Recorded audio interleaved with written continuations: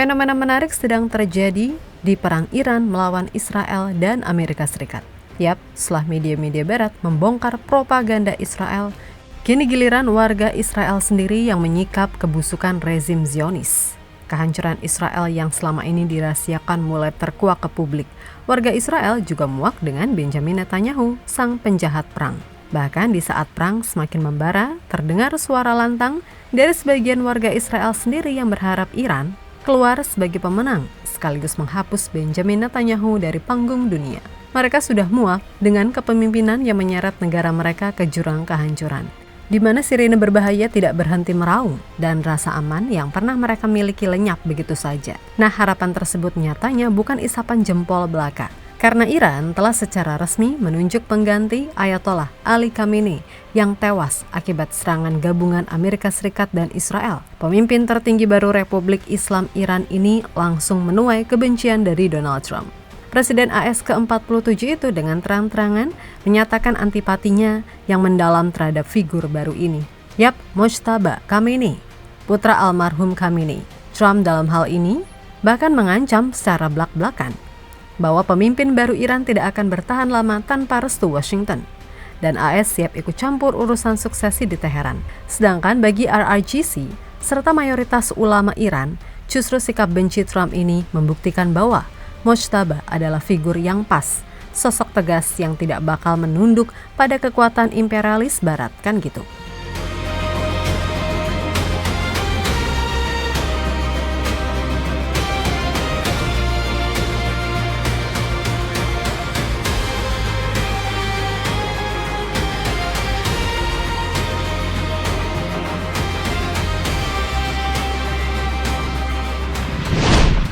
Tidak lama usai pengumuman Mojtaba Khamenei sebagai pemimpin tertinggi Iran, situasi konflik langsung melonjak ke tahap baru.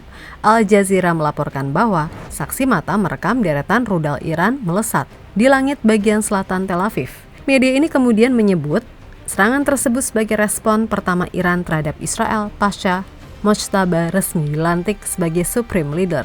Militer Israel lewat Home Front Command mengumumkan alarm serangan meraung di berbagai kota besar, termasuk Tel Aviv, Haifa, serta kawasan utara dan tengah negara itu, sehingga jutaan penduduk terpaksa berlindung di bunker.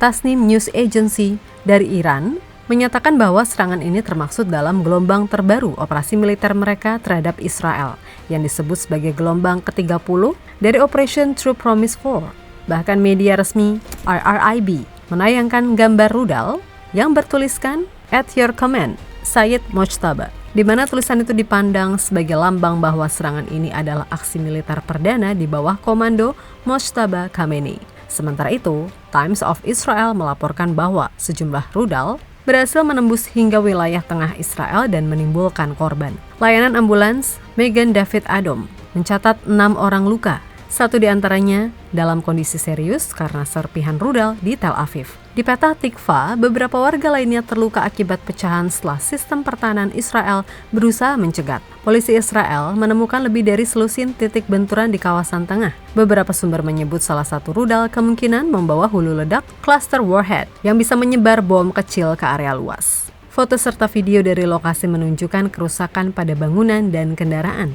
Yap, serangan ini seolah menyampaikan pesan tegas ke dunia kalau suksesi kepemimpinan di Iran bukan pertanda kelemahan, malah kebalikannya, kan gitu.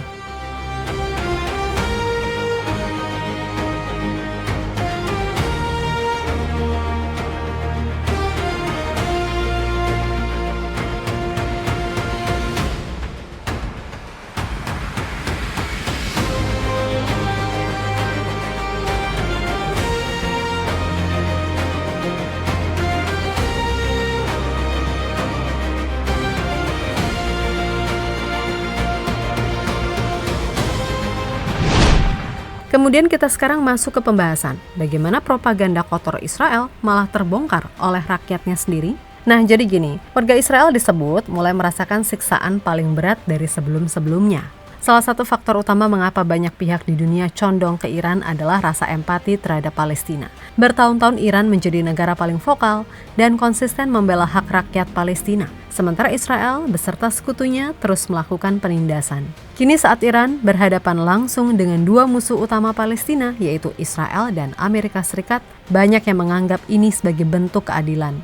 Iran sendiri disebut sukses membuat warga Israel merasakan secerca penderitaan yang selama ini menimpa penduduk Gaza dan tepi barat, yakni rasa takut terus-menerus, rumah hancur, serta kapan aja nyawa bisa melayang.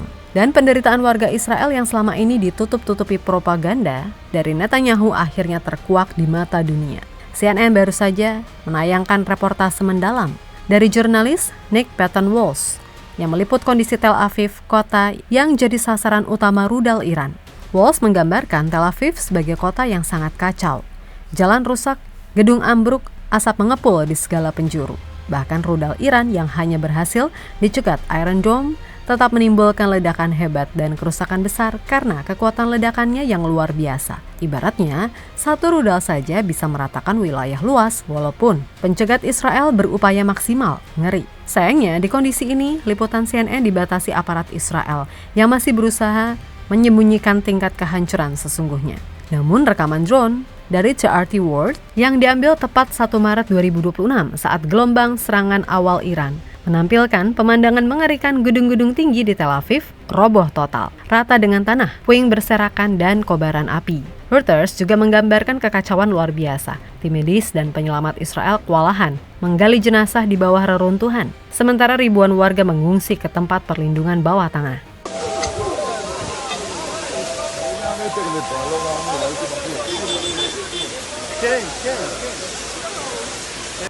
ז'בוטינסקי בתל אביב, תראו מה קורה פה, וואי וואי וואי וואי. מה זה, הרים את הכל.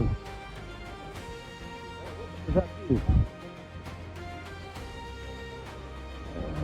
הרים את האוטו, תראה מה זה, זה עדף. מה זה? איפה עתיד אבל?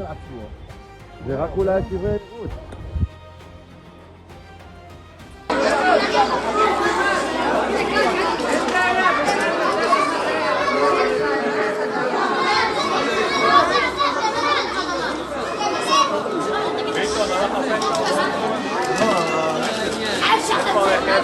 הם טוענים שכן אפשר לראות פה את הרסיס, אני לא רואה מאומה. Yap, ketakutan kini benar-benar udah merasuk ke tulang warga Israel. Video amatir yang viral di medsos menunjukkan seorang wanita di distrik Farhis berteriak ketakutan saat bom tandan Iran melintas di langit malam. Ledakan jauh membuatnya berlari, mencari tempat aman. Lalu ada seorang pemuda Israel lain mengaku di video, dia bilang gini, "Satu rudal Iran mampu menghancurkan lebih dari 3 blok kota sekaligus. Hidup kami kini seperti mimpi buruk, kapan saja bisa mati." Yap, mereka mengakui Iron Dome, David Slings, dan Arrow System sebagai sistem pertahanan berlapis yang dulu dipuji tidak tertembus, ternyata tidak sanggup menghalau sepenuhnya serangan Iran.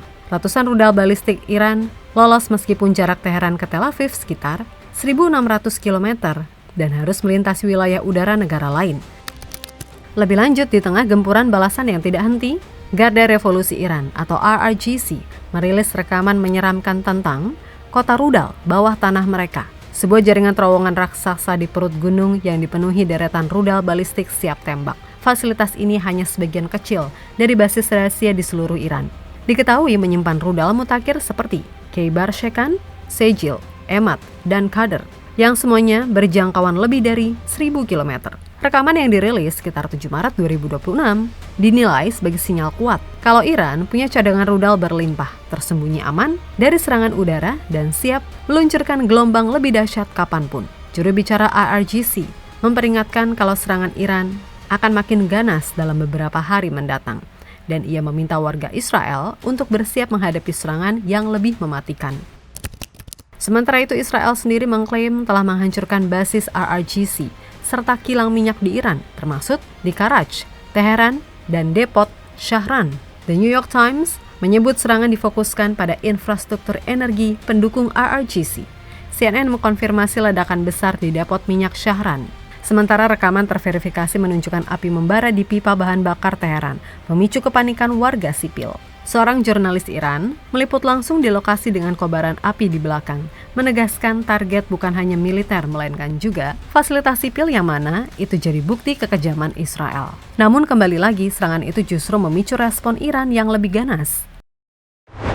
Nah, dalam situasi tersebut, Netanyahu terus membakar semangat perang lewat pidato-pidatonya yang bombastis. Menyatakan Israel dan AS akan memasuki fase baru dengan kejutan yang bisa merobohkan Iran, serta mendesak rakyat Iran membebaskan diri dari rezim mereka. Ironisnya di dalam negeri warga Israel bukannya semangat, malah semakin geram. Aksi protes anti perang meletus di Tel Aviv. Ratusan orang turun ke jalan membawa spanduk hentikan perang, lawan imperialisme, stop dukung IDF, dan lain-lain. Beberapa pembicara berani menyebut Israel sebagai negara penuh darah karena genosida di Palestina. Mereka menuding Netanyahu sebagai biang kerok blunder fatal menyerang Iran yang kini membawa malapetaka ke tanah mereka. Karena emang terbukti kalau RGC semakin agresif. Rudal-rudal anyar berhasil melewati 6-8 pencegat sekaligus, menyebabkan kerusakan parah di Tel Aviv, Ramat Gan, Petah Tikva, dan daerah lain. Al Jazeera melaporkan ratusan rudal balistik telah diluncurkan sejak konflik pecah, dan ini bukti ketangguhan dan kapabilitas Iran di bawah gempuran masif.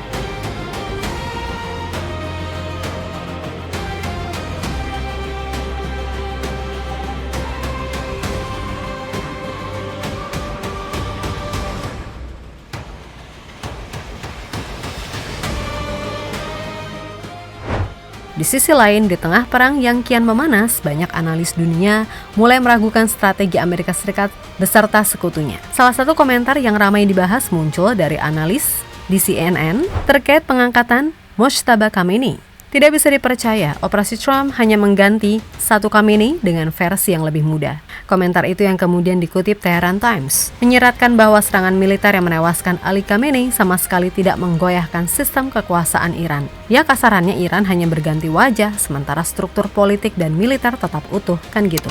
Ketegangan juga muncul antara sekutu barat sendiri. Axios melaporkan pejabat AS merasa kesal setelah Israel melancarkan serangan besar ke 30 depot bahan bakar Iran awal Maret. Seorang pejabat AS mengaku ke Axios bahwa skala serangan jauh melebihi perkiraan Washington meskipun Israel sudah memberitahu sebelumnya. Menurut pejabat AS yang dikutip Axios serta Kompas, menyerang infrastruktur bahan bakar yang melayani warga sipil Iran justru bisa jadi bumerang politik besar. Kebakaran masif di depot itu juga berpotensi menggoyang pasar energi global. Seorang penasehat Trump bahkan bilang kepada Axios bahwa presiden tidak suka serangan ke fasilitas energi Iran karena bisa memicu lonjakan harga minyak dunia. Yang jelas, dengan Mojtaba Khamenei kini resmi jadi rahbar baru, figur yang sangat dibenci Trump dan Netanyahu.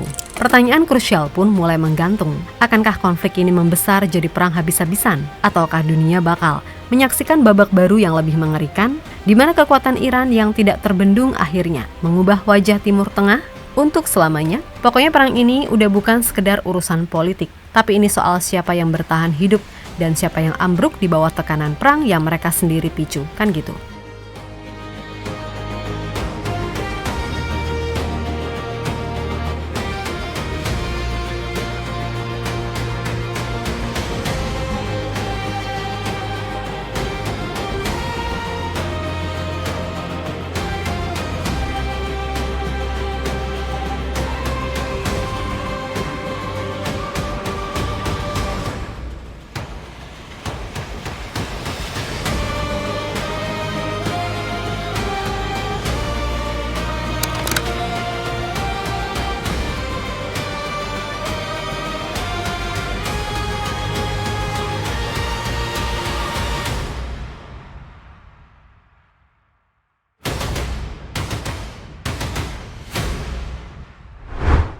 Yap, terlepas dari apapun, kalau melihat situasi sekarang, perang antara Iran, Israel, dan Amerika ini sudah masuk ke fase yang benar-benar berbeda dari sebelumnya. Bukan cuma soal rudal yang saling meluncur atau siapa yang punya senjata paling canggih, tapi juga soal perang narasi. Karena sekarang bukan cuma dunia luar yang mulai mempertanyakan apakah yang sebenarnya terjadi di Israel. Bahkan sebagian warga Israel sendiri mulai bertanya hal yang sama.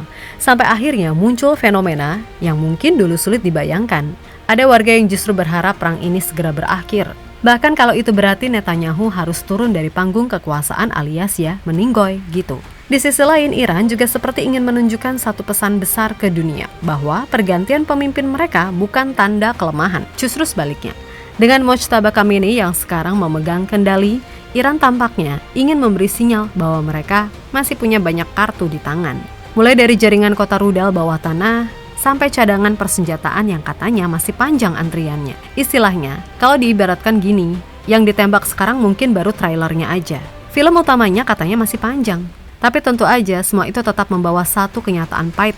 Setiap rudal yang meluncur, selalu berarti ada rumah yang hancur, ada keluarga yang kehilangan tempat tinggal. Dan pada akhirnya balik lagi, rakyat sipil yang paling sering jadi korban di tengah tarik-menarik kekuatan para elit politik. Makanya di tengah semua panasnya konflik ini, banyak orang di dunia sebenarnya cuma punya satu harapan sederhana. Perang ini jangan sampai berubah jadi perang yang benar-benar tidak terkendali. Intinya, kacamata, mama udahlah, kan gitu. Karena kalau konflik ini sampai melebar lebih jauh, yang goyang bukan cuma Timur Tengah. Bisa-bisa dunia ikut goyang juga. Kan ya repot tuh bos. Harga energi melonjak, ekonomi global ikut terguncang. Dan yang paling bahaya, kalau negara-negara besar mulai ikut terseret lebih dalam. Jadi ya sekarang dunia benar-benar sedang menonton satu pertanyaan besar.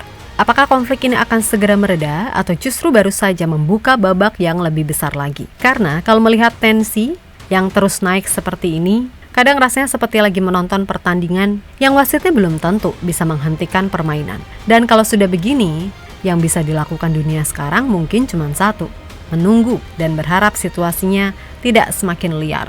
Karena kalau sampai perang ini benar-benar lepas kendali, bisa jadi sejarah Timur Tengah setelah ini akan ditulis dengan cara yang jauh lebih kelam, kan gitu.